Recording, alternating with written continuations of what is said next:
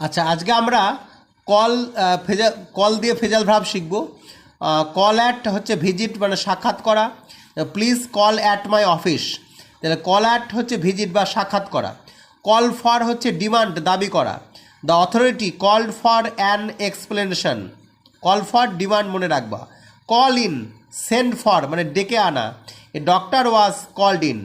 Call off, withdraw তুলে নেওয়া, এটা খুব ইম্পর্টেন্ট। কল অফ, উইথড্র তুলে নেওয়া। The strike was called off. পরে কল অন, টু সি দেখা করা, এটাও খুব important. He called on me at my house. তারপরে কল আউট হচ্ছে শাউট চিৎকার করা। She called out for help. Call off, remember মানে স্মরণ করা বা মনে রাখা।